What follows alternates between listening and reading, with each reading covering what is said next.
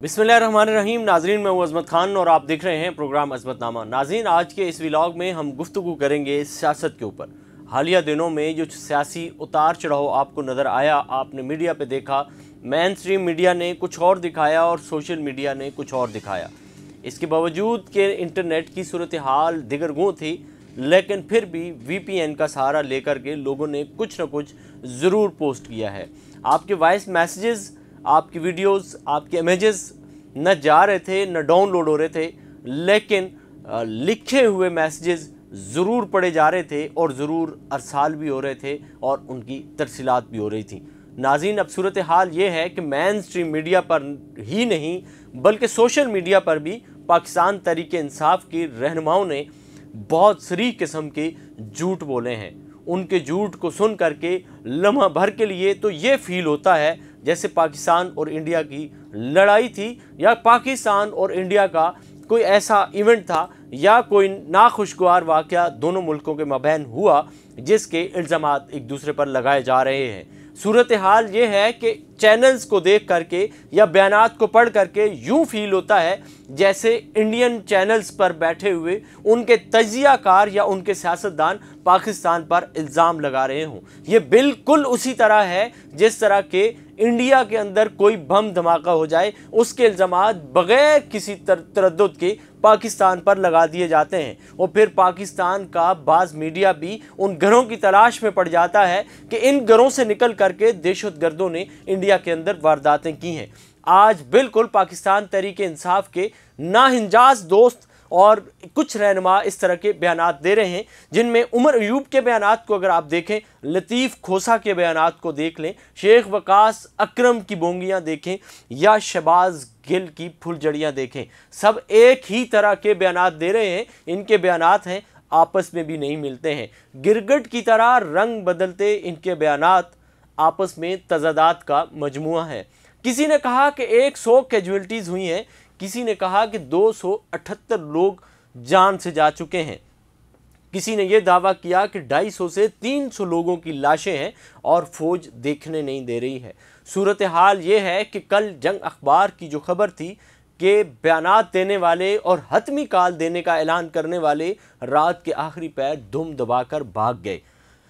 कारकुनों का अपने रहनुमाओं पर एतमाद का ये लेवल है कि खुद कस्में खा खा करके CM गंडापुर ये कह रहा है कि खुदा की कसम मैं वज़ू करने जा रहा हूँ, यानी कि उसके कारकुन उसको एक लम्हे के लिए भी एतबार नहीं कर रहे कि ये शख्स स्क्रीन से थोड़ी देर के लिए भी गायब हुआ तो ये कोई ऐसा झूठ गढ़ेगा कि इस्लामाबाद से गुम होकर KP के असम्बली में पहुंच जाने तक के बीच ये सारे दौरानिए में खुद मज़े करता रहेगा, लेकिन फिर ये इल्ज़ाम रख देगा पाकिस्तानी इदारों पर कि मुझे उठा लिया गया था। हकीकत में ऐसा कुछ भी नहीं है। अब पिंकी पीरनी साहिबा ने भी तो कुछ ऐसा ही किया है। कहाँ वो दिन और रात कि जब अदालतों के चक्कर लगवाए जा रहे थे और पर्दे का ये आलम था कि सर के ऊपर भी चादरें ओढ़ करके उनके तहत चलाया जा रहा था कि मैं घरेलू खातून हूँ, पर्दा करती हूँ। और कहाँ कल आपने कोनियों तक पूरे बाजू देखे,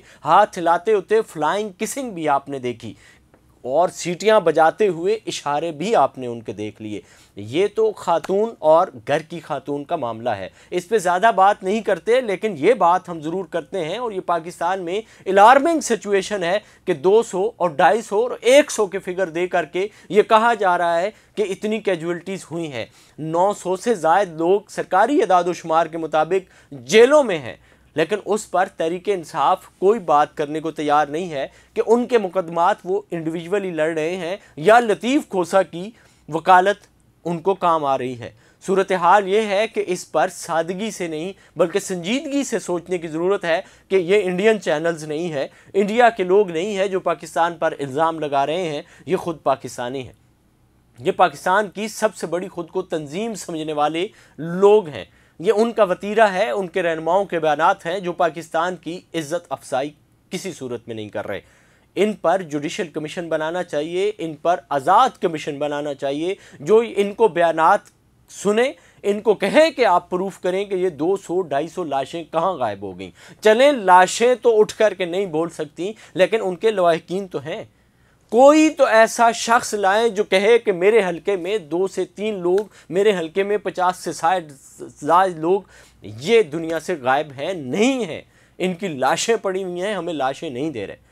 कोई तो ऐसा माइकल आल सामने आए, कोई तो ऐसा लीडर सामने आए जो कहे कि मेरे हलके के इतने लोग चले दूसरे के हलके में, किसी दूसरे एमएनए या एमपीए की दस्तरस नहीं है, लेकिन खुद अपने पीटीआई के रहनुमाओं की दस्तरस तो ज़रूर है। उमर अयूब के हलके का एक शख्स जान की बाजी हार गया है। उमर अयूब एक शख्स की लाश को बता सकते हैं, लेकिन इसके अलावा उमर अयूब दर्जनों लोगों को जख्मी तो बता सकते हैं, जेलों में तो सैकड़ों लोगों को बता सकते हैं कि उनके हल्के के लोग हैं, लेकिन शहबाज गिल अपने इलाके के 3 लोगों को भी सामने नहीं ला सकते हैं। लतीफ़ खोसा का तो कौन सा इलाका, कौन सा घर, कौन सी गली, कौन सा नुक्कड़, कौन से वोटर, कौन से सपोर्टर लतीफ़ खोसा किसको लेकर के आएंगे। लेकिन इस पर संजीदगी से सोचने की ज़रूरत है। आप सियासत ज़रूर करें, लेकिन मुल्क को, मिल्लत को तबाह ना करें, मुल्क के अक़दार को, रवायात को तबाह ना करें। इदारों के ख़िलाफ़ बयानबाजी ज़रूर दें। इदारों ने अगर कुछ गलत किया है तो ज़रूर क्रिटिसिज्म होना चाहिए, लेकिन ऐसा भी नहीं कि 250 से 300 लाशों के इल्ज़ामात सर पे लगा दें और बग़ैर सोचे समझे लोग उसे आगे बढ़ा रहे हैं। ये किसी भी सूरत पाकिस्तान की और सियासत की किसी मानों में भी कोई खिदमत नहीं है। साइबर क्राइम का दौर है, ऐसे लोगों पर मुकदमात बनने चाहिए ताकि अगली दफ़ा कोई मुस्तनद लीडर इस तरह का बयानात देते हुए ना पाया जाए।